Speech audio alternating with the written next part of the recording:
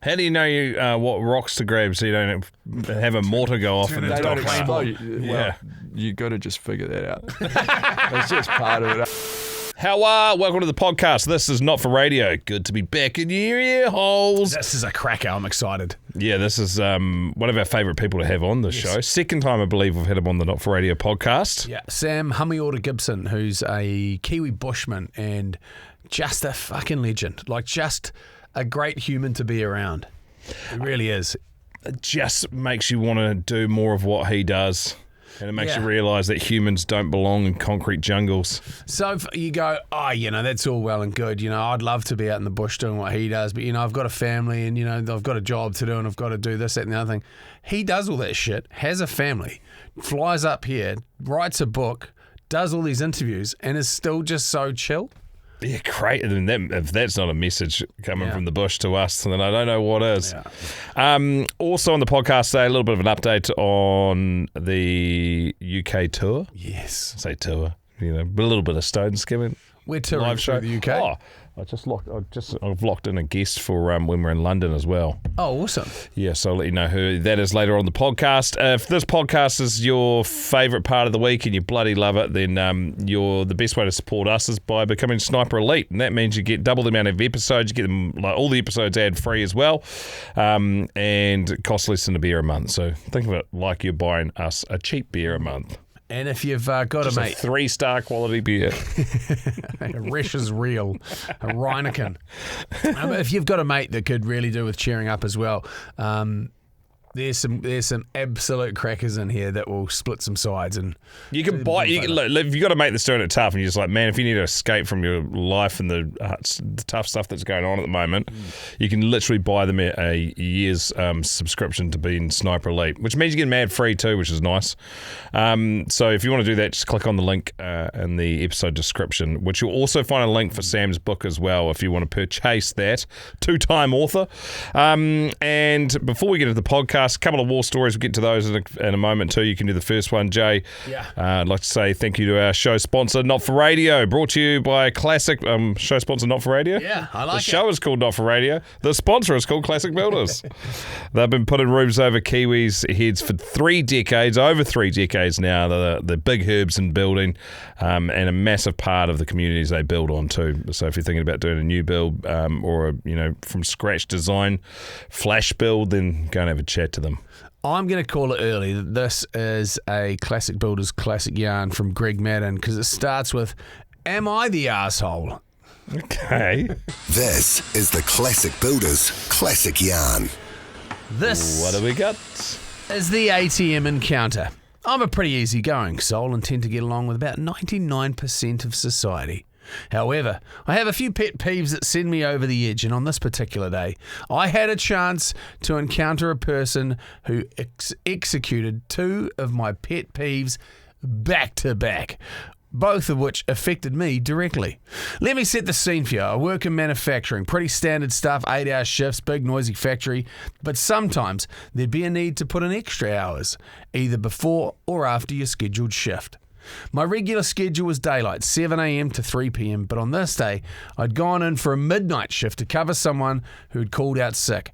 The overnight shift finished up at 7 a.m. I then worked my shift, so after only a few hours of sleep the day before and grinding a 16-hour workday, I was ready for bed and my mood was less than stellar.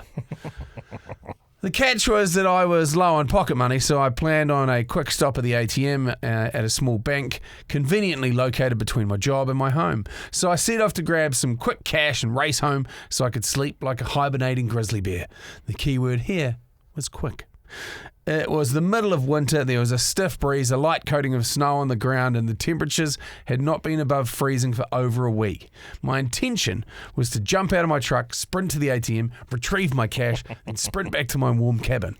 2 minutes out in the cold, 2 minutes is all the time it should have taken.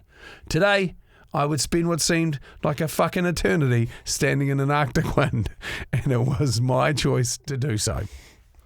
Why would I do this to myself? Well, let me tell you, right here and right fucking now. Two of my biggest pet peeves are entitled behaviour and open car doors. Car doors, yes, you read that right. When someone hops out of a car just for a few minutes and leaves the door wide open, it raises the hair on the back of my fucking neck and causes me to clench my teeth. It is extremely inconsiderate for the people still in the car, especially when the temperature is fucking one extreme or the other. The open door also takes up a good deal of space, and this will come into play shortly. As I drive down the main road, I notice a small car has run up behind me so close that all I can see is its side mirror occasionally poking out around my fender. They bob and weave between the double yellow and white lines, and I approach the small bank located just off to the side of the state road on a narrow strip of land. You enter the parking lot at the north end and exit out the south end. Between the entrance and the exit, there are about 9 parking spots. Directly ahead and just beyond the exit is the bank building itself, with 3 spots. The first spot is reserved for disabled drivers. The other 2 are for regular people. I think I know what's going to happen here, and I love it. Can we do niche things that piss you off on the radio show today? Yes. Because that is a great springboard. Open car doors. Boy, they really make me rage. I think regular people are now referred to as able-bodied people as well. Yep. I signal early so that the impatient drive behind me doesn't get a grill full of trailer hitch when I brake to make my turn. I swing into the parking area and see all 9 spots are taken up. The disabled spot is occupied. However, the 2 spots directly in front of me, right at the ATM, are vacant. Whoa, what luck, I thought to myself. This is going to be quick. Or so I thought. Out of the corner of my eye, I noticed that little shitbox that's been tailgating me for the last few miles. It darts. It darts in through the lot, in through the fucking exit lane, then cuts across my path and whips into one of the 2 remaining parking spots. The driver jumps out, runs to the ATM machine, leaving the door open, which is now, you guessed it, preventing me from pulling into the last available spot. And since I've had to stop short, I'm now partially blocking the exit. My less than cheerful attitude took a steep dive. "Oh, for fuck's sakes," I said out loud to myself. "Lady, are you fucking serious?" So I sat there blocking the exit, helplessly watching this inconsiderate, entitled tailgating bitch frantically stab at the ATM keypad over and over. And at this point, a few cars behind me are backed out of their parking spots and lined up behind me, wanting to get out. One of them tooted their horn. There was nothing I could do. Unable to back up, blocked from pulling into the only available space by a wide open door, so I tooted my horn. This woman, the one who tailgated me, cut me off, blocked my spot, had the nerve to slowly turn towards me and throw her hands up and give me the "what's your fucking problem" face. I began waving my hands and pointing like some caged lunatic. I tried to pantomime my request for her to shut her fucking car door so that I could pull forward into the space, and to my surprise, her facial expression changed.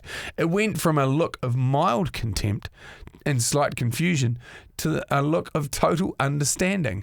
Raised eyebrows, slightly dropped jaw, I get it. Finally, my mood lifted.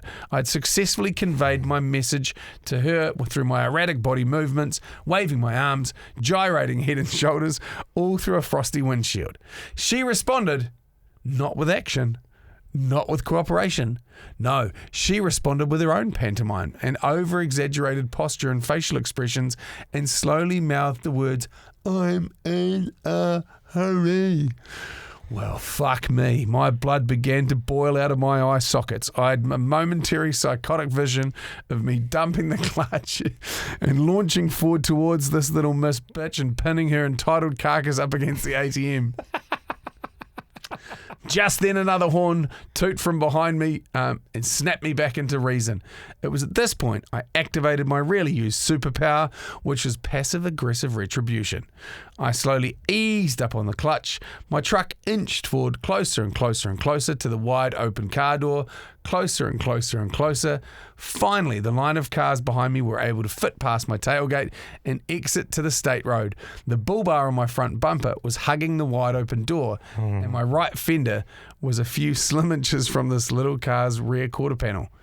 I step out into the frozen landscape, hands in pocket, head down, my face turned away from the biting wind, my big 1-ton turbo diesel nestled up against this woman's shitbox, totally preventing her from re-entering the driver's side or from backing out.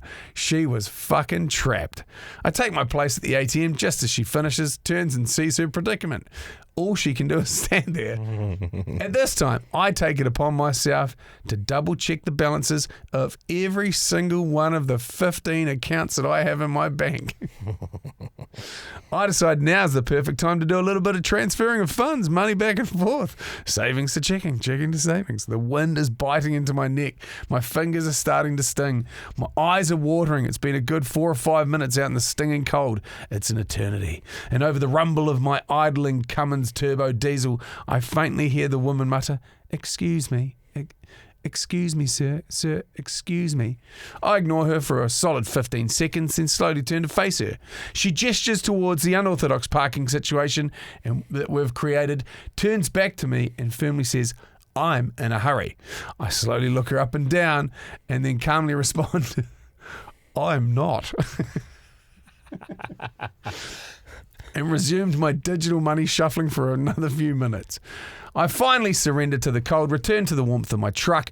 The lady is now standing at my bumper, eyes darting between me and her door. I can see the panic in her eyes. She's been in the cold longer than I have, and I'm dressed warmer than she is. She's in obvious discomfort. She's been passively punished for her inconsiderate actions, and I've made my point, right? Oh, not so fucking fast, I think. A handful of receipts from the ATM, a serious stack of banking records. What better time to present than the present to organise them before tucking them away in my wallet? So yeah, I sat there for another couple of minutes as I buckled my seatbelt, made eye contact with her, my friend, for one last time. The look of pain and defeat that was etched across her frowning face in parting, I slowly, expressively mouthed to her through her frozen windshield, "Have a nice day." Was I an arsehole? Fucking right I was. Do I feel bad about being the arsehole? Nah, fuck that bitch. If you act like an entitled douche canoe all the time, you eventually encounter someone like me who's cranky, sleep deprived, and just slightly smarter than your average fucking toaster. But understand the power of passive aggressive retribution. GM, up the fucking wires. There's a massive part of me that just want to fold that fucking door off its hinges, eh? Just nudge forward, pop it off. I know a bloke that's, I won't say what sort of car he drives, big old classic American station wagon. He's had someone that pulled out in front of him, and then the light was changing from orange, basically made him catch a red. He was cruising along sweet. They pulled in front of him and then slowed down hard out. So he just edged up behind him and nudged the car out into the intersection. and as he did it, was going, "Fuck you," over the steering wheel. You would look in your rear vision mirror, you'd be like, "Holy fuck, today's the day I died." I've picked on the bloke from the Texas Chainsaw Massacre. We used to do that at the busiest intersection in Tauranga. My mate had a Datsun 120Y and I had this little Ford Escort, and if he was in front of me at the lights and he was in the front spot, I'd shove him out into the middle of the traffic and then back up to the lights. Because back in the day, you used to have those like the little nudgy bars on it. You'd have either that, or you'd have some cars have black plastic bumper bars, bumperettes. Yeah, which means you couldn't even scratch them. Yeah, so they were perfect. Couldn't do that now. Don't make them like that anymore. Fuck no. You can call them Jay and Dunc because that's their fucking names, with a great big yarn and trips to the bars. Now we all shout, "Up the wars!" Up the wars! Baby, you'll do. So good. Very special guest here. We've been looking forward to catching up with this bloke for quite some time. Hamiora Sam Gibson, how are? I am living the dream. That's how you always. It's always good to see. Yeah, I reckon we're living the dream at the moment too. We're all good. We're in a bit of a sweet spot at the moment now. We're going to get into the reason why you're here, which is peddling this incredible book that you've got. But you've just got so many great yarns and have lived such a wild life. So just for reference, 13% of people that listen to this podcast live in New Zealand. The rest of them are Northern Hemisphere, predominantly UK, States, Australia, and then sort of scattered around the place. So I don't think that they would have Bushman. Australia, Yes. Couple, eh? Yeah, a couple. Yeah, and I mean, obviously, they do have conservation efforts all throughout Europe and the UK. Yeah. But it's a very specific childhood that you had, and I think you've done a magical job in capturing it in this book. And shit, you've met some characters along the way. There's a couple good ones. So just to take us back to the start before we get into the book, what was it that drew you to it? Because you either ecologically in love with the ngahere, with the bush, or you're just a naughty little shitbag, and that's where you get sent. Bro, it was the second hard out. Like I was just that level of mischief, eh? So I got raised in Gibson, real wholesome, like two like lovely parents, raised with my grandparents, hunting and fishing, and Dad built our house like a lockwood cabin on the side of a creek. It was beautiful, it was wholesome, it was awesome. Sick. Got picked up, put into bogan as surf culture in Hawke's Bay as a 12-year-old, and just fell off the rails. And so, just got in the party scene real hard. And then they sent me bush as a 12. Started sending me bush as a 12-year-old, and to be a trapper because they're like, boy, you are on the wrong trajectory. At that point, they were like, you know what? You being away from that is more important than education. We'd rather you just be in the hills. It is at so one. true. But you get education out there as well, obviously. Different kind of education, though, eh? Yeah. No one can hear you getting a hiding out in the bush, can they? They don't need to. They're just like, boy, your trap line's up there. And you're like, no. So explain to us how the trap lines work and how a trap man operates. So, like, first week in the bush, they just go, you're going to work under this guy called Keith. And he's like, Keith Tihimabeel. We call him Keith with no teeth because he had no teeth.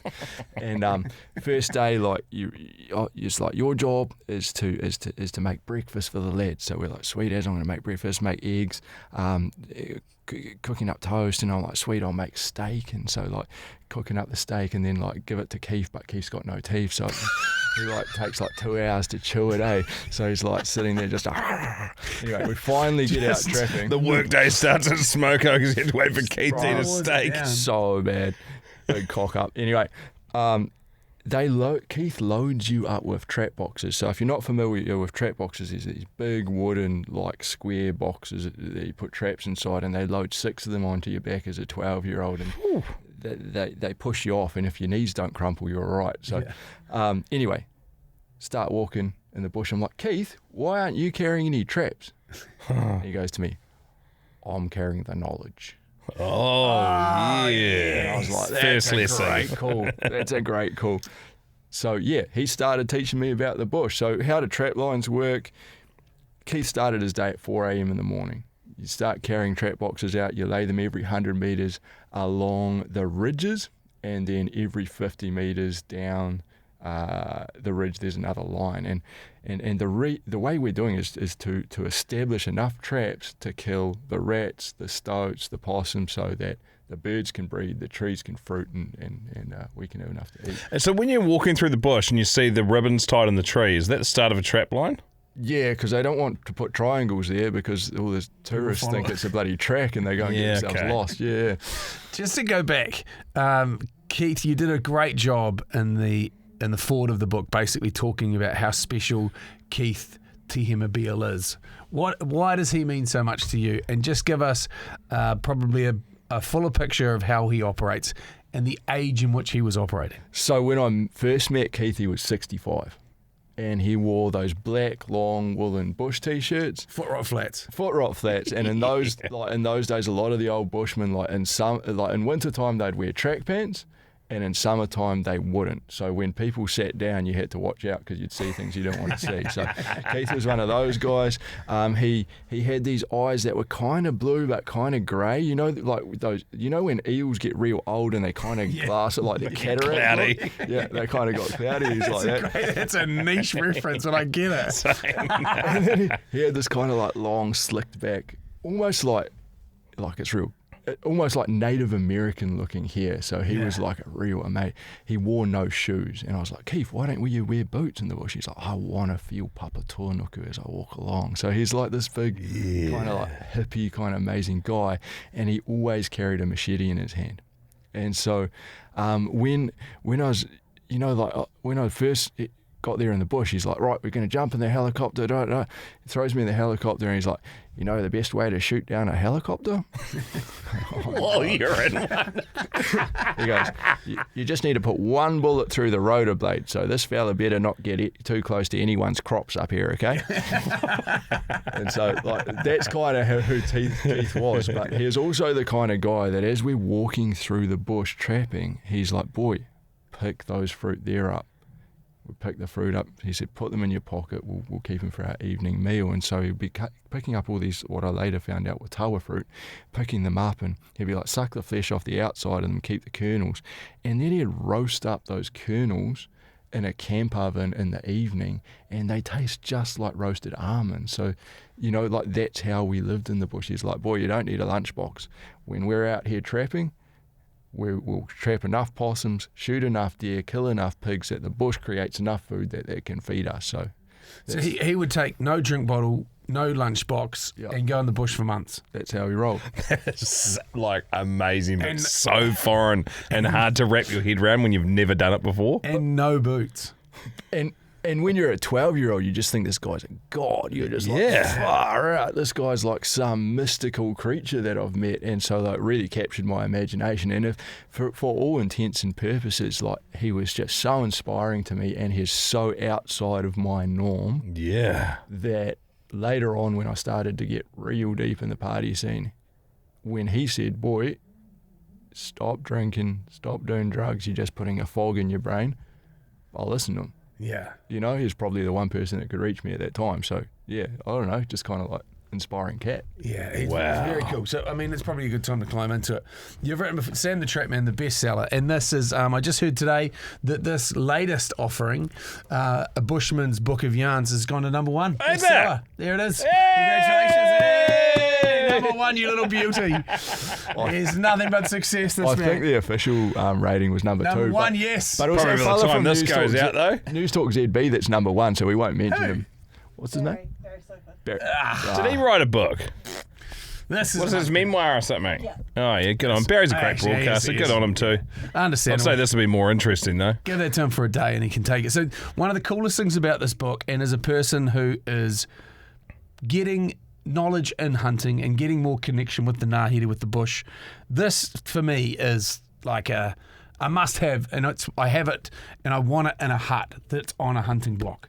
I want this to live in there, and I want my kids to read it so they can get an understanding. But what you've done, and you mention it, is you've given everybody this information, and with that information comes great responsibility. True. And was that a tough one to navigate for you internally? Because you get it, but it's almost like showing someone to fish and then showing them your favourite fishing spots. And then everyone's like, sweet, I know how to get fish now. And they just blow it out. Bro, for last couple of years, people have been asking me to write a foraging book. Oh, yeah. And I'm like, there's no way I'm writing a book that allows people to take things off trees. Yeah. You know, I just didn't want to write that book because, as you said, it's like, hey, it's teaching people to fish, and then they go thrash your fishing spot. Then you've got the Hodaki golf. Exactly, right? Functionally extinct. And so what we wanted to do was write a book that talked about who that plant is. So every second chapter in the book's about a plant. Yeah, Talk about who amazing. that plant is, what role they play in the ecosystems, the ways in which they're generous to us through the food. So we're giving people the foraging stuff, the way in which they can heal us through rongoa Māori, and also it also talks about the ways in which we can support those trees to be abundant. So those conservation actions, who they like to be planted with, because trees don't get on. Like they're like people. Like there's some trees that like to grow with other trees, and then other trees, if you plant them next to each other, they'll actually kill each other. Yeah. So like, you know, like that's kind of important to know when you're planting trees together. So yeah, we decided to give people a bit of that knowledge. I actually caught up with Keith a couple years back, and I sort of talked to him about that. I was like, how do you feel about us sharing this stuff? And he was like, we need to share this because we're not seeing as many young people coming into the bush, and unless we start giving those young people the knowledge to be able to operate and engage in the forest, and unless we give the hunters the tools to actually see who these trees are and what they're doing, no one really cares. So he was comfortable with it, so that's why we're sharing it. There's a difference too between, I I think, yeah, but you're probably, in terms of height and actual likeness, you're the closest thing to an avatar that we've got. You're like the Na'vi. I swear you've grown like a foot since I last saw you. Fuck, I want what you're taking. Jake keeps trying to peddle steroids to me. I was like, I reckon you'd be doing something more natural. Get on the pep soy.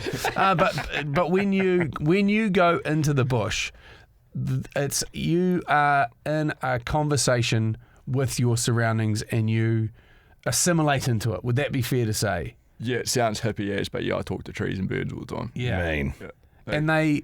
And they share information not by going, "Oh, Sam, come over here. There's fucking good feed," but they will give you signs and lead you in paths, and the signs are there and the language is there. You just need to listen to it. And even when it comes to harvesting things from the ngāhere, from the bushes themselves, you have a conversation with the bush on where's the best place to take it. 100%.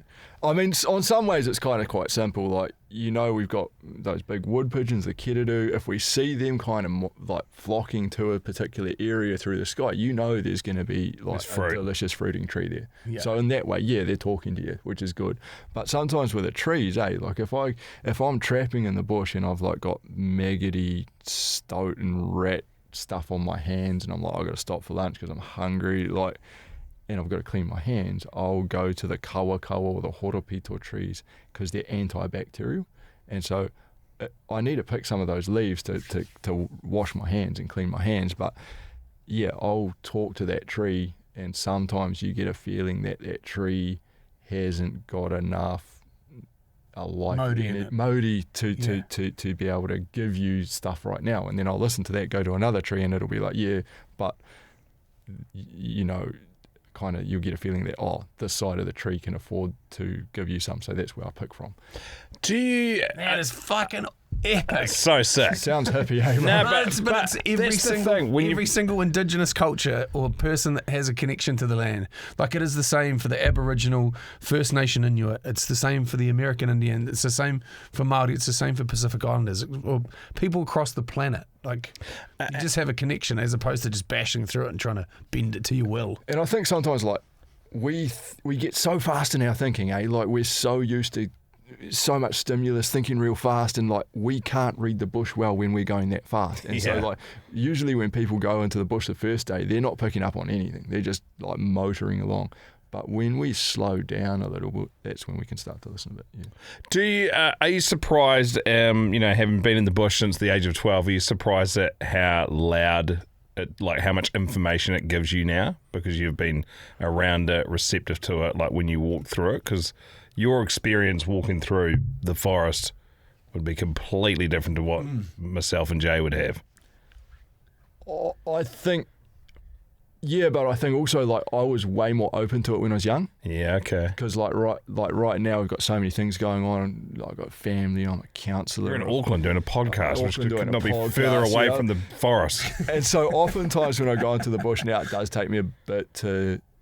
Yeah, there's heaps of information coming at me, but it takes me a bit to kind of open myself up to be able to take tune it all into in. it. Whereas my young fella Rehua, like, he's just like, oh, Dad, the bird's telling me there's food over there. I'm going to go get a feed, okay? Like, amazing. And so, like, because his whole world is open to that stuff because he's young and he hasn't got the complexities of life coming at him. It's something we knock that out of our kids, eh? We're really good at it. Go and give that person a hug. Go and give them a high five. It's like, well, maybe I don't. Maybe today I don't want to give that person a hug. Yeah. Come on, we're going out. We're going to go for a surf. Oh, mate, I'm just not vibing it. Well, I'm going surfing, so you're fucking coming surfing with me. You just take all of that autonomy away from them when they actually have this great bubble around them where they have these amazing senses and insights into things that we just bash them through an adult's life. So interesting, eh? And like that intuition and wonderment, like if we can hold on to that in our kids as long as possible, I reckon like they're going to be the best humans they can be. If someone's listening to the podcast right now and they're in a concrete jungle, and there'll be many, what's the easiest way, do you think, to like get into your world, I guess?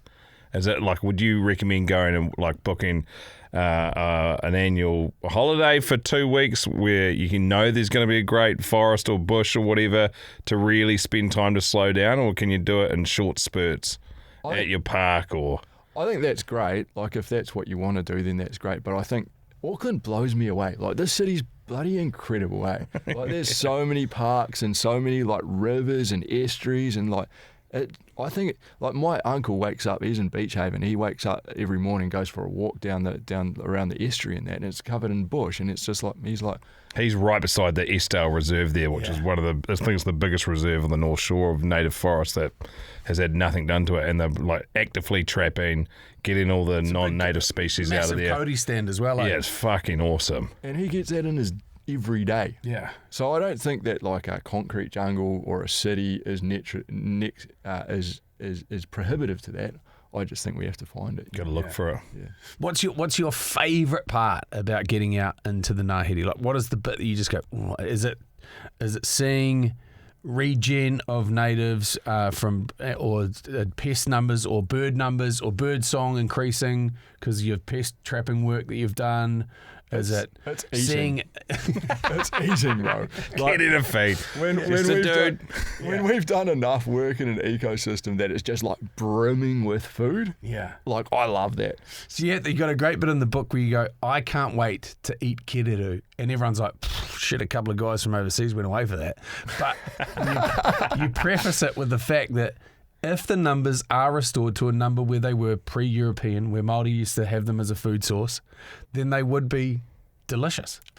I mean, they are delicious. There's no question about they're delicious creatures, but yeah, like we're putting the work in now in our generation, boys? Like we're putting the work in to build back those numbers. And like there's no reason why our kids can't go hunting kiriru. It's like you go duck shooting, then you go hunt some kiriru, and there's no reason why that can't be part of our existence. Like my next piece is like Kakapo look delicious. Bro, like, that's not a driver. I am here for that. Yeah. I saw some That's the on OG Tiri KFC. Matangi. Bro. And they're right beside the ranger's hut at the top by the lighthouse. And I was looking out past them being like, this is a fucking great view. And Dixie goes, ha! Look at that. And there was 3 of those big fat fuckers on a log. And I was like, damn, you look good. Bro, slow roasted and then like crisped up under the grill. Like, can't be bad. Can't be bad. That's the clip we're using for this podcast. So for those people that don't know, Kakapo is the only flightless parrot in the world, isn't it? Yeah. Yeah, so it's And native it's to New Zealand. chunky. And And it's it is a chubby little fun stuff. It's kind of like a corn raised beef, They're Yeah. just kind of chunky and lazy and fat, and they spend so much time eating fruit. Like anything that eats that amount of fruit has got to be delicious, right? Get the numbers back and we can do this. They're just glorious. This might be a stupid question, but which is a segment we do on the radio show, but we can do this on the podcast as well. When you say you're foraging in the bush, like let's say you're cooking a mean feed up for yourself, what does that look like? Because the word forage, you go, he's got a fucking pocket full of fruit and some nuts, and he's going to be eating like a couple of leaves. Scroggin And bit a wisey, eh? paisley shirt with a little like. Well, yeah, I'm just like, it doesn't feel like a complex meal in my head, but like, let's say you're like, I'm going to cook up a sick dinner tonight and take time getting everything you need. What does that look like? So typically for us, we're picking as we're working. So like even when we're hunting, we're constantly looking around because the interesting, like the deer eat the same foods we eat. So we're constantly looking around for sign when we're hunting. And so we'll go to the vines and we'll pick what we call bush asparagus, like it's kariao. And so we'll pick all these bush asparagus, we'll put them in our pockets and we'll carry them with us for our evening meal. And then we'll find kawawa, which is like hound's tongue fern, which it's a fern frond that tastes like macadamia nuts. Yeah. And so we'll often pick that for our salad. And what we know about salads, I don't know what your boys' tastes are, but like I like a salad that's kind of like creamy and good, and then you like have a little bit of a rockety kick to it. So we'll go to the kawakawa and pick some like fresh kawakawa leaves to just add a bit of a kick to it. And then typically you'll have venison or you'll have trout if it's in season and you're not poaching them. Are you eating possums? I have eaten possum, and possum is real good if you get like the young females. Okay. Like if you get it, it's like deer, right? If Yeah. you get an old stinky buck possum, they are just gross, bro. They're horrible. Yeah, imagine eating Jay. Oh, yuck. Be a tough chew. Pre-smoked. What do you mean? He's like jerky. It's fresh. Yes, and that's all open fire cooking because the huts that you stay in, the dock huts, are very rudimental. Yeah, we've put a bit of work into some of the ones in our areas, and they're quite nice now. We've got bloody decent awnings and like enclosed fires. But yeah, we love cooking over open fires with cast iron. Like, that's so key. Or even just forget about the cast iron and let's just cook on rock, like searing steaks on hot rock. There's a real art to it. Yeah. Like it's just fun. Like I think it's like it's core human stuff. Everyone likes it. How do you know what rocks to grab so you don't have a mortar go off and They it's don't not explode. Yeah. Well, you got to just figure that out. It's just part of it, eh? Yeah, it's just part of it. Good luck. I find the small ones shatter further, so just get a big flat one, and usually They'll if just they're crack. gonna go, they'll just crack in half. Yeah. You had a beautiful piece in there when we're talking about Aboriginal communities before, and there's a large number of Australians that are here. We're the only country in the world that can hunt the possum. Yep. And we have got, 48 million of them in New Zealand. A kilo of possum fiber's going for $136 or something, is it? You're getting a good price, bro. Yeah. What is it? What does it normally go Nah, for? usually at the moment we're between 115 and 125, but yeah, that does creep up. And so I love this because I'm fascinated by these little fuckers. And so they have a hollow fiber, which the only other animal that has the same makeup of fiber is a polar bear. So it's hollow, so it's 1/3 the weight, 3 times the warmth. And now it's being blended with merino from Lake Hauia to make perino, which is antimicrobial and light and warm. And how the fuck are we not knocking more of these things out of trees? Because that is a cash crop sitting in the bush doing damage. Someone was telling me if we took half the biomass of possums out every year, it would take 3 generations to come close to getting them done. That's how Damn. heavy we need to hit these things. And we're the only ones in the world with it. We have literally got the keys to the kingdom because everybody around the world wants this fibre and we're the only ones that can give it to them. So in Australia, they've got possums, but you're not allowed to kill them. The legislation's pretty murky there. Yeah. And so, like, you can't... The legislation is murky, but, yeah, it would be a tightrope legally if you were to kill them. Yeah. Yep. But that being said, the indigenous population, the Aboriginal population have got this beautiful tradition, which I was like, when I read it, I was like, fuck, that's cool. And we could do the same thing here. Well, we do the same thing here. So, like, with our kiwi, right, we make our kahu kiwi out of our kiwi, right? So that's what we did historically, and now if a kiwi passes away, we can use the feathers to make our traditional kakahu. Interesting, eh? Like, many Aboriginal people... Yeah, so just give Dunc and the crew the rundown on how this thing comes about with the possum and the baby. Also, I was just impressed with your bloody possum rant, fella. Like, that's a lot of knowledge right there. Right? Like, that is like a predator-free soundbite if I've ever heard it. That was bloody Mate, awesome. I'm on this. You watch this space. Where there I is reckon it was- money, or you will find me. That's right. How do we make money out of these things? But yeah, right. Everyone wins, you know. If that market can take off, everyone wins out of that. 100%. And it has been cranking over the years. It's been up and down, but I think the possum skin market is really, really huge. But the thing I like most about it is we in Aotearoa are helping Aboriginal peoples to reclaim their traditional practice of creating clothing. So when a child is born into many of those Aboriginal communities, the meaning of their names painted on the back of a possum skin is given to them. Oh, Then they turn 1. Everything they've achieved in that year gets painted on that second possum skin. It gets sewn to the first and it gets given to them. And by the time they're 85, they've got this big possum skin cloak. That's so The hearty. whole meaning of their wristwatch. life. You know, everything they've achieved Goosebumps. painted onto it. And it keeps them warm as an old people. And traditionally in Australia, they get buried in their cloaks Wow. because it belongs to the person, which is different to us here because we tend to pass down these taonga from generation to generation. But these possum skin cloaks are for the person, which is just absolutely amazing. And because they can't source possum skins in Australia, we're sending them to them by the bloody fadge load. And so possum skin cloaks, like there were only, I think there were less than 9 in Australia at one point, like 9 known cloaks in Australia at one point. Oh my gosh. So the skills to be able to make them and the tikanga around that were kind of teetering. So us Bushmen in Aotearoa have kind of supported through the supply of possum skins for this whole practice to be reinvigorated. That's So, the first time I've heard about a garment for life. Like there's so much meaning in that, eh? Like, and like imagine if you're having a tough day and then you look down at that thing and you put it on and wrap it around you. Well, that's powerful. Imagine wrapping your grandfather's one around you. You know, like you wouldn't be able to because they get buried with the grandfather. but it's kind You'd of have to dig him up, Grim.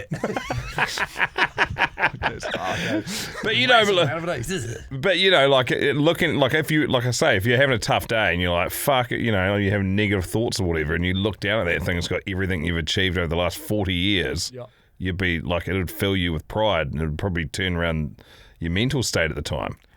It's And a like- powerful bit. And the other thing is, people think Australia is hot, but like Southern Australia is bloody cold, and Tasmania is freezing. And so, like, the value of having one of those back in the day, it must have. That was literally what the chick that was on Naked and one alone. Alone. Huh. Yeah, she went. It was funny. The first episode, she was so awesome. Have you been asked to do that yet, bro? No, they asked us to do Survivor. Was it Survivor? So one of them. I don't know. Treasure Island or something. I don't know. So the very first episode, she's like real out there and real woo woo, and then everyone's like getting out there all their fancy kit and stuff because you basically stay by yourself on that show for as long as you can. In Tassie. But have no idea how long everyone else is going on. So you're just going to your absolute maximum limit, and then you get pulled off the show and you find out how far you've gone. It's a big prize, like 250 grand or something. There's a dude from down the coast, a dude from Whakatane. Yes. Or Portuguese. Portuguese, yeah. And so she, on the very first day, she gets out all this possum skin stuff, and that's going to be a sleeping bag. She's got some possum skin boots and stuff, and everyone, like, including myself, being ignorant, was laughing, being like, fucking good luck. And they're like, it's going to be -2 overnight. I was like, she's poked, give her 3 days, and she ends up winning the thing. Correct. She was awesome. Yeah, she was a magic human. We had her on the podcast a while back. I think that's one of those things, like you said, that's something that is easily implementable. And it's like, and we're talking about downstairs, when you keep those parts and honour obviously they're a pest, but they are if you've ever had a crack at, obviously there's not many people around the world that will not even have a clue what the possum is. They think the little ringtail ones like the ones on the movies, but these things are the Sherman tanks of the bush. They don't like dying. Fuck Right. me, they are death proof. Like they'll like even They take way more bullets than 50 Cent. yeah, because they've got a decent body mass, but their vitals are in like the size of a tennis ball, and they'll eat like 30 subsonics, like. And that fur, just like the penetration factor on that fur, it's tough. Yeah, they are impressive. One thing that does absolutely fuck them though, a steel belted radio on a highway. Radiator. Radial tires. No getting away from it. The other great work that you're doing, and it has to be touched upon, is the Eastern Fueling. So explain what that is and what is a fuel. Yeah, so we've got a hunter-led conservation project back home in the Waiweka where I'm from, and we got these fuel, right? They're these blue ducks. They're one of just 3 mountain torrent ducks in the entire world, and so when I grew up fishing, you'd be trout fishing in the rivers, and these ducks would just bounce down the rapids in front of you. They're comical little creatures, eh? They're just like, and they're real scrappy. Like, people think they look cute, and then they charge you in the river and try and take chunks out of you. They're real assholes in many respects, but they're kind of cool, you know. And they've got this rubber tip to their beaks, and so their whole job is to kind of fossick through the rocks on the bottom of the river and find little insects to eat. So that's what they do. But When do the chicks turn up? Is it November? November, yeah. You're telling me to bring the boys down, because the chicks are like how big? They're like a fluff ball, tennis ball size fluff They're balls. like a golf ball that's got fluff on it. Yeah. And they just fucking grade 5 whitewater rafts. Send it! So fearless, eh, bro? They just like jump off waterfalls, eh? Yeah, they're just wired. They're like little crackers, really. But the crazy thing is they're so fearless that when they get a little bit bigger and you're like doing bombs in your manu spot at home, they'll also jump in with you because they kind of think it's a game. So they're like hugely sociable. So like you'll be like swimming and they're like doing jumps off the rocks and stuff, and then the field will jump in, dive down with you. Like, oh, this is cool, eh? That's so it's kind of fun. What a bird. But when I was in my 20s, I came back to the Waiaweka and we only had 4 pairs of these birds left. There were just 8 individuals left. I was like, shit, wherever all our birds gone, you know? And so got together with a bunch of our hunting mates and we asked Doc, hey, like, have you got any money to do anything at the Department of Conservation? They're like, nah, we're kind of broke. And so we kind of... We've been painting all of our huts orange and bust the bank. And so we just got together with a couple of our mates and one of the boys knew where like a stash of 250 traps were in a dock office somewhere and they may or may not have allegedly fallen off the back of a truck and ended up in the Waiaweka. So we put out 25 kilometres of trap lines around these 4 pairs and they just bred ducklings. And so from there... we fledged over 146 of these chicks over the last 6 years, and now there's so many of them they're getting hit as roadkill on the roads, which is kind of fun. Wow. Job done. Well, not job done, but man. They're not going to go extinct anytime soon. Yeah. And so the cool thing about that, though, is the conservation stuff's real easy. Like it's, you kill stoats, you get ducks. It's that kind of simple. So what we decided to do was, what can we use the project for that gets us bigger change for our community? And in some of our schools in Gizzy, 70% of kids come from single maternal families, so dad's not in the picture, and mums and grandmas are raising the kids. And so what we do is we run wahine weekends for the mums and the grandmas, we run rangatahi weekends for the kids, and we now run men's weekends as well, because what we know is that like mental health and addiction and things like that are pretty rough in our community for men. So helping men be the best men they can be to re-engage with their families and get relationships with their kids and their missuses back. So we're using the conservation work to have good outcomes for our community. Shit, that's powerful. And even the you were saying before when we were downstairs, there's nothing more impressive. Like the 3 of us, 4 of us, 5 of us fish, and there's nothing more satisfying than catching something and then putting it to the table in front of people that you love and sharing, the mahi kai, like doing the hard yards to get a feed for everybody and sitting down and being able to break bread and share this animal that you have selected from the wild that has had the best life and then one real shit day, but then it nourishes our body. So if you are a person that's been in gangs and crime and addiction and, sort of outcast and not really knowing where your place is, as soon as you learn how to break down a fish and use it sort of nose to tail and a deer or a pig or rabbits or whatever, and you turn up and you walk into a house and you might have been feeling like you were really low in the totem, in the pecking order of what's going on in your family. And as soon as you turn up and you put that on the table, you've committed to making a difference and filling bellies and being there and showing you can provide. And instantly the mana levels in everybody go up. Like, I feel like a fucking superhero when I'm dishing out venison out of my freezer. Like, it's wild. When you roll in the door and you're carrying like $1,500 worth of meat in that front door when you come back from a weekend away, like there is something about that. Yeah. And it's earned too. I think that's the other thing. Like anybody can go to a supermarket and go and blitz X amount of cash on that. But or shoplift. Yeah. It's like in terms of a currency, like it's been traded like work. Houses have been built off the back of wild venison. 100%. And crayfish and power and whatever you've got, I've got skills, I've got timber, whatever. Let's all have a massive feed. So you should see how much shit I get done for boxes of pals. I can imagine. City venison. But that's it, bro. Like that's what we're doing on Eastern Field is we kind of treat it like a bush university where you can come from any walk of life and you can learn those skills around how to hunt, how to butcher, how to process, how to make sausages, how to fish. Like you can learn all of those skills, and then with our young fellas, we end up spitting them out into like shepherding apprenticeships, plumbing apprenticeships, building apprenticeships, because they've got really good references. So, yeah. Maybe that could be. I mean, obviously we need to celebrate this book first and cover to cover that bad boy, but maybe that could be the next one that comes out is how to get the best out of these animals, how to field dress them, and how to get, maybe the combination of this book and the next. Like you're talking about hunting tomorrow's trophies today, which is great. Like the amount of times I've seen Sam shoot 14-point stags in velvet. I'm like, fuck, another 2 months, bro. That would have been a trophy. We get so much crap, bro. So many of the trophy boys get so frustrated with us, but we're just like, nah, it's going to the freezer. Yeah, just sack it, get it done. Yeah.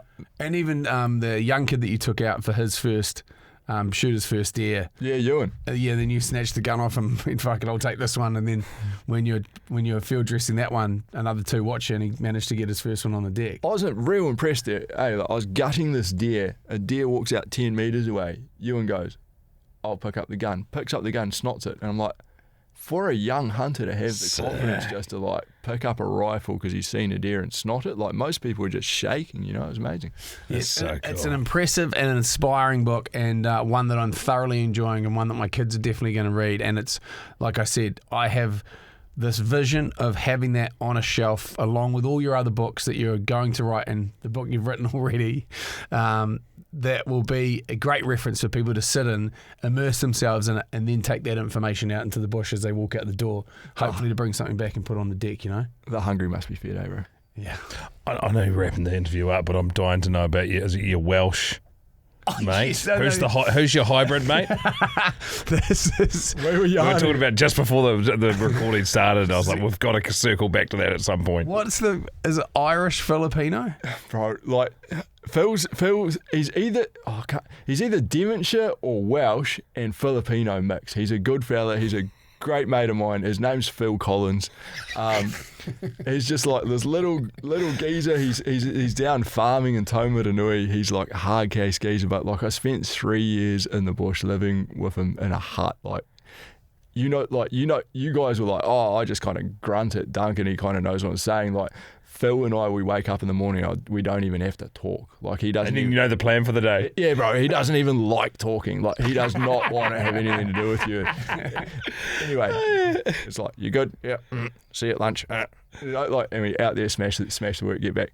But like you kind of know that routine. But he's an interesting cat, bro. Like he's an interesting cat. One time we flew into Te Urewera and he was sighting his gun in prior to the trip, and he put the wrong bullet inside his rifle and it blew up in his face. And so he just had this full-on like burn scar down his face. I'm like, you still coming, mate? He's like, yeah. Jumps to the Hilux, turns up to the heli hangar and just looks like absolute trash. But anyway, do like 5-day trip and just smashes it, eh? Is it? What's the? Because obviously there is, from those two nationalities, there is a particular set of skills and traditions, and traditionally, say for example, Filipino workforce, so happy, so smiley, so hardworking, not big on drinking. Yeah. And then if he's Welsh or whatever, chances are kind of grumpy, love their piss. I mean, obviously casting aspersions, there'll be people out there, there were Welsh people going, fuck you. Phil's old man is like, he's a grinder. Like he works. Like he used to work in the park sector down in Wellington, and he can cut down any tree. He's like a proper man. Like he's about this tall, but he's like a proper man, he's a legend. Phil got raised like every Christmas, instead of spending Christmas in town and getting Christmas presents and having a tree and stuff, his parents, even when he's a little tacker, would march him up these crazy, like 10-day missions into the bush to have Christmas. So that's how he was raised. He wasn't raised with your normal kind of like mollycoddled childhood. Like he's an absolute weapon, because like his parents were like, any chance we get, we're just going to go get real experiences and that. His mum's an absolute weapon, beautiful Filipino woman. And just like a total bushman, like she walked the pants off me, like no worries. Yeah. So, how's the stint in the bush end up being 3 years? And what happens at the end of lost? Hunt for the wilder people. Yeah. And then so at the end of 3 years, like, because he just grunts, did he say, I've had enough or anything? Like Forrest Gump when he got to the end of his run? So I can actually remember the week it happened. We're in this place called Teo Hut. It's an absolute shithole. Like it's horrible. Like the fireplace leaks, so the whole floor's covered in water. It's Fiordland, so it's just torrential. Everything in the hut's covered in black mould. It's like, it's snowing, so you're like having to dig your traps out of like knee-deep snow. we came across a deer like the day before, and we looked for a bullet hole on it. We reckon there wasn't one. It just died of depression. Like, it is a horrible, horrible place. And so we Fuck it, I'm done. we went to walk out from the end of this trip. It had been a horrible 10 days, like just one of the hardest 10 days. And we went to walk out from this trip, and the river had risen and blown the bridge out. So we were stuck on this side of the river and couldn't get to our road end. And so we rung up on the radio, rung the boss up and be like, can you get us a helicopter because the bridge is blowing out? And one thing about Phil is, I don't know this actually, but like, I've never seen him in the water. Like, we've been to the beach in the summer's day, like, he don't want to go for a swim. Like, we've been to rivers. I don't know if the bro can swim. Like, so I don't know if Phil can. He probably can swim. But anyway, Phil was not keen to swim. All signs point to no. Yeah. So we rung up the mate on the boss on the radio. So send us a helicopter. He goes, nah, you boys can wait in there until the water comes down. I was like, it's Fiordland. Like, the water never comes down. And It could be 9 months. We're not going back to that shitty hut. So anyway, the boss is like, no, I'm not sending you radio. We have to go back to the hut, and we have to wait there for like 3-4 days. The river doesn't come down. And Phil just goes, mate, I quit. It's Phil's mic drop moment. I'm fucking done. I'm going farming. And so, literally, I called up the helicopter operator, bro, just send us in a helicopter, went and picked Phil and me up, and the bro just walked off the job, went farming. So good. Do you still catch up with him now? Oh, yeah, he's one of my good mates. Okay. Yeah, he's a weapon. Still farming. Still farming, bro. Like, interesting. Has his chat picked up? Yeah, no, not really. Interesting thing about Phil is, like, you know, like, he's this guy, he's half Filipino and stuff, but like, he just like is pretty much your Barry Crump equivalent. Like, he's got a Hilux, he's got like 6 chainsaws, 20 dogs. Like, he's just like this absolute. Has he got a missus? Yeah, he's got a missus, Natalie. They've got a kid now. Yeah, Mean. just impressive. Like, how's your kid? Oh, good. What have you been up to? Oh, mustering. You know, is it cold? Cold enough. You know? So he's a good man. I enjoy him. Yeah, I enjoy him. Jeez. One of my best mates. It's just the slow integration when you've gone from talking to nobody in the bush to then you come out and see him, and then you go back into proper civilization where people have normal conversations. Just slowly break your way That'd be a back in. lot. Yeah. You'd be like, man, people just say too many words. They Overstimulating. too much to say. Yeah. When we go on holiday, our wives can't wait for us to get back. Just so we would have X amount of words a day that we spit out, and if we don't use them, they just like backlog.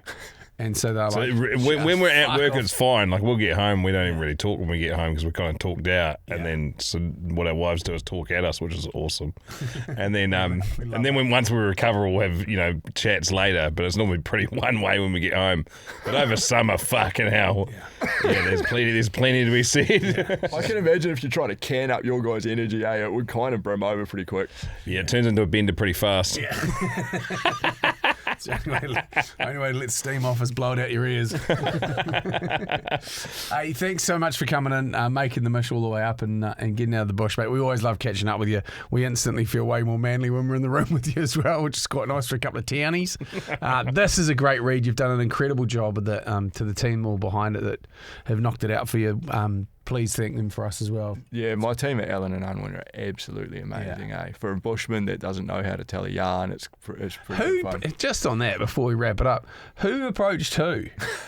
I got an Instagram message, bro. Like, They Allen slid and into Unwin, the DMs, straight eh? up, they slid into my DMs. They're like, would you like to write a book? Or have you ever thought about writing a book? And I was like, I'm not old yet, you know. They must do that all the time, mate. Just like poof, sow the seed and then circle back 3 months later. Have you had any more thoughts about the book? It was like 5 minutes later that they were like, how? Because I was like, nah, and they were like, how about you just give us your email and I'll send you a contract to look at. And Yeah, nice. Gave the contract to the missus and she looked at the dollar figure and said, you're writing a book. Get it done, boy. Get it done. Yeah. And now you've written two. No, it's the new boots. Bro, Freshies. What are you running? Are those Crispies? Yeah, I'm running Crispies. These are Titans, bro. They're actually quite good. So that instead of having like a stiff shank on them, they've got like a cork board underneath. Yeah. And so it allows your foot to flex this way and that way, like the way your foot would naturally work in the bush. So it's kind of the next best thing to being Keith with no teeth, you know? Like it's pretty comfortable. So yeah, that's what I'm rolling at the moment. Really like them. They're nice. What are you rolling? I've got lowers. Yeah, okay. Yeah. They last a while too, eh? Yeah. Good well, boots. particularly you do fuck all like I do in them. I think my kids will get these. Dad got my other ones. I got a new pair because I didn't like the colour.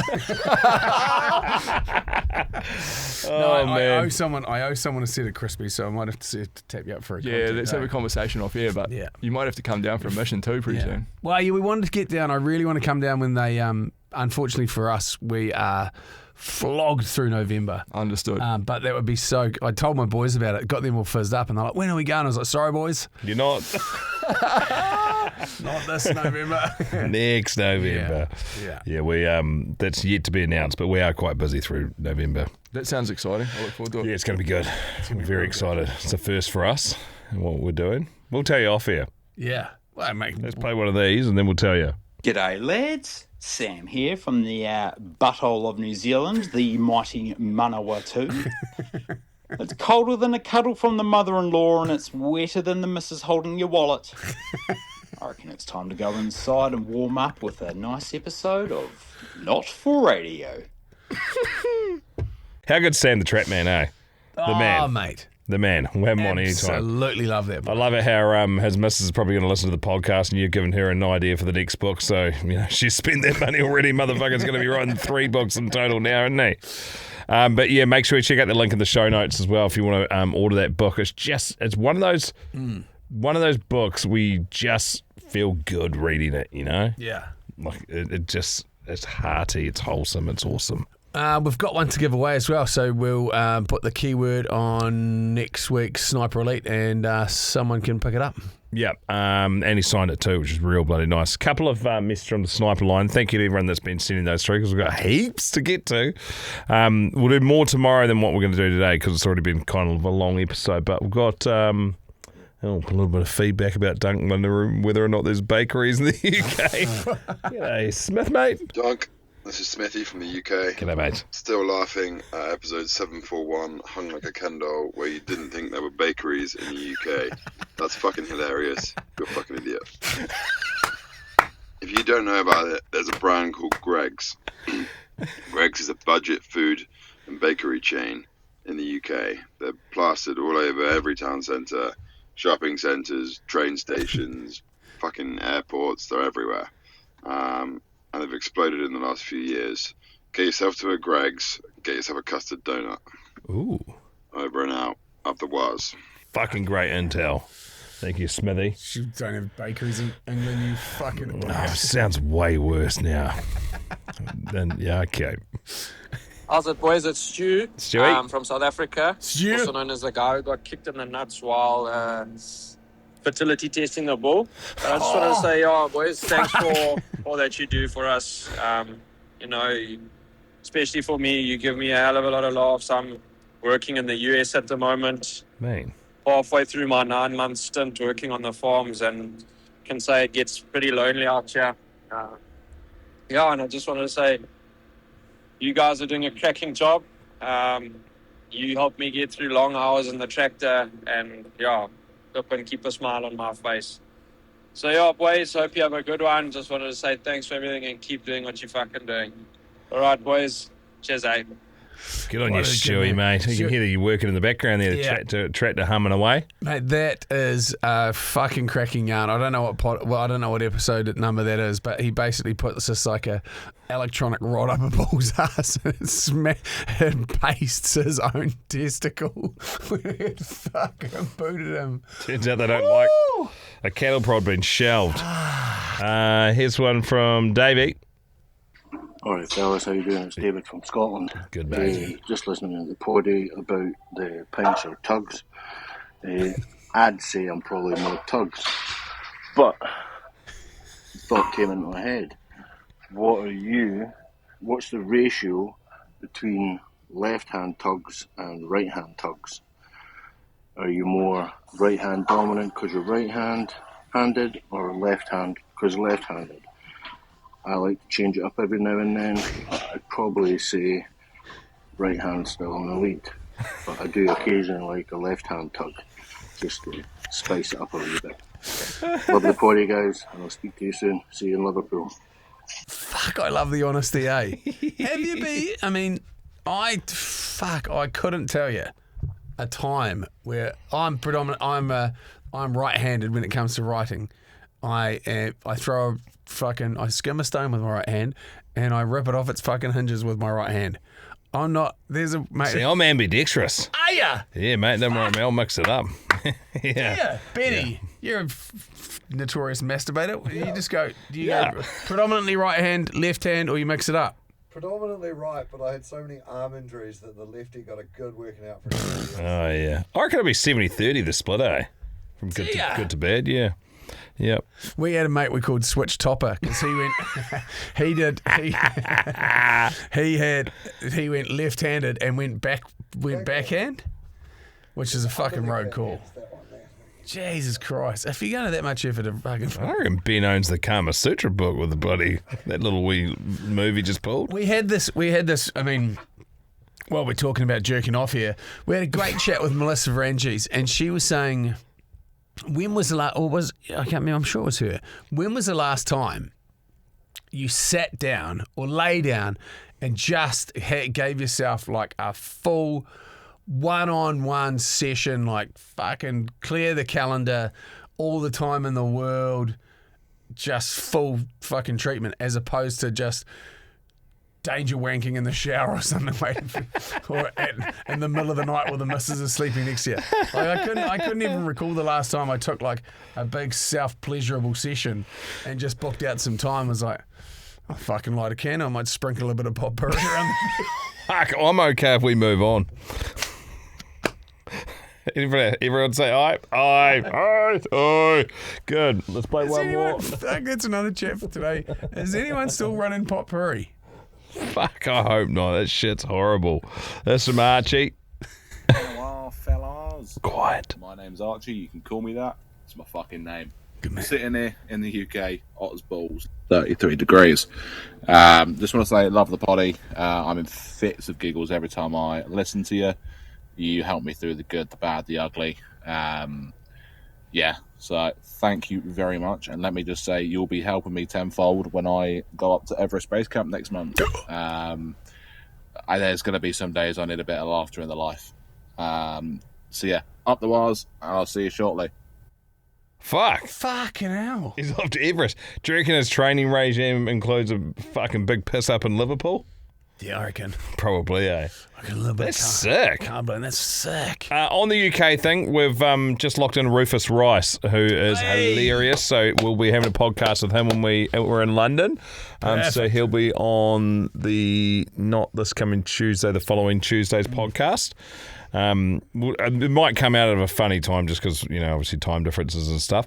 But if you know somebody else that you can go good on the Poddy that's London-based, obviously Liverpool's been a bit of a headache for us to try and nail down a guest. At this stage, probably not going to have one. Never say never, but yeah, we could possibly say never. We've got Liam Stewart, who's a professional hockey player over there. He said that he'd be pretty keen to jump through for a chat too. Great. We'll get him on. He's had, more the merrier. He's had a wild ass life being Rod Stewart's son and Rachel Hunter's son. It's a hell of a combo. Two of the all-time greats. Two of the all-time greats. I bang both of them. So link in the show notes. Link in the show notes to tickets to our live show at Liverpool. Not this coming Thursday, but the following Thursday. Wow. Which just rolled around real fast, which is bloody exciting. Should we do a war story and wrap this thing up? We've got time? Well, probably don't, eh? Probably don't. We'll save it for Benny Boy's saying to wrap it up. I'll start with my war story tomorrow. Also on the podcast tomorrow, another guest. We've got Jack Jensen from Misfits. He's basically a professional mad dog, extreme sports athlete and fizz bringer. You're going to fucking love him. This podcast has been brought to you by the legends at Classic Builders. Whether you're ready to roll a house and land combo, you've got a weird shaped section and you need to design something from scratch, they can help you out. Enjoy the rest of your day. Go well, go long, and up the motherfucking wires. Up the wires. You've been listening to Jay and Dunc's Not For Radio podcast. Thanks for listening. I hope to see you soon.